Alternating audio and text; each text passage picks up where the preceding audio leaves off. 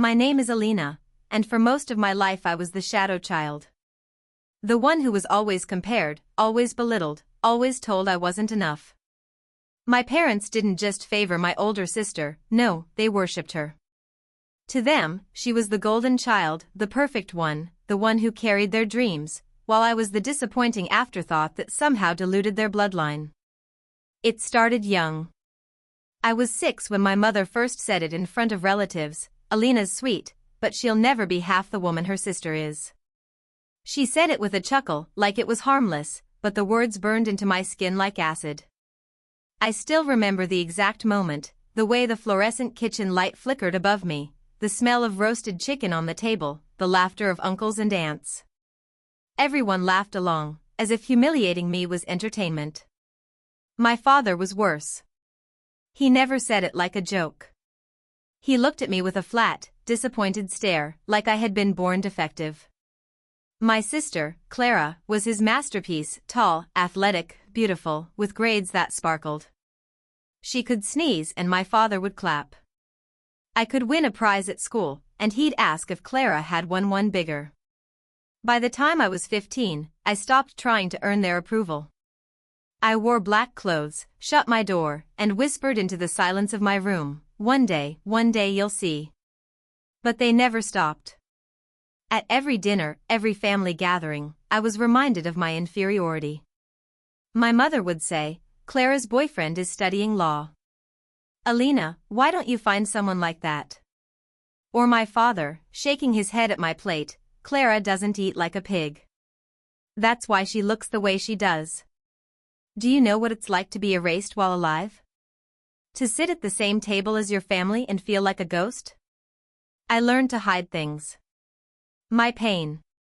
My ambition. My plans. I smiled when they mocked me, and inside I was sharpening a blade made of silence. Fast forward to adulthood. Clara became a nurse, respectable, adored, applauded. My parents sang her praises to anyone who would listen. She was the daughter worth showing off. I worked, too, but they never asked about my job, never cared. To them, I was drifting, unimpressive, mediocre. But here's the thing they never knew. While they were busy dismissing me, I was building something. Piece by piece. Hour by hour. I was working 2 jobs, freelancing late into the night, saving every penny like it was oxygen. While they scoffed at me, I was teaching myself skills of marketing, coding, design, that turned into contracts, then projects, then a business. A business that no one, not even Clara, knew about. And by the time I was 26, that mediocre Alina had $84,000 sitting in her account. But I didn't tell them. Not yet. Because revenge tastes best when it's served under the same roof, at the same table where the humiliation first began. It was my mother's birthday when the opportunity arrived. She wanted a family dinner, the kind where the wine flowed and the comparisons ran wild. We sat around the oak dining table, me, Clara, my parents, a few relatives. The air smelled of garlic butter and roasted lamb. The flicker of candles made shadows dance against the walls. And, as always, the insults began. My father raised his glass. "To Clara," he said, smiling with pride. "You've always been the rock of this family. You've achieved more than we ever dreamed of. We're lucky to have you." Then he turned his eyes on me. That cold stare. That familiar disappointment. "And Alina, well, maybe one day you'll catch up. But let's be honest, you're half the woman Clara is." The room chuckled. Even Clara smirked into her glass of wine. That was the moment. My pulse throbbed in my ears. My hands curled into fists under the table, nails digging into my palms until I felt blood. I leaned back slowly, deliberately. I looked at each of them in turn, my mother, my father, Clara, letting the silence stretch until it grew uncomfortable. Then I smiled. "You're right," I said softly. "I'm not half the woman Clara is." The table stilled. Forks paused mid-air. My father frowned, not expecting me to agree. "I'm twice the woman she is." Their faces froze. My mother's fork clinked against her plate. Clara scoffed. "Oh, please, Alina," she said, rolling her eyes. "This isn't the time for your little pity speeches." But I didn't flinch. My voice was steady, sharp as glass. "No. It's the perfect time." I reached into my purse and pulled out a neatly folded bank statement, one I had printed earlier, just for this moment. I slid it across the table, right toward my father. "What's this?" he muttered, picking it up. "Read it," I said.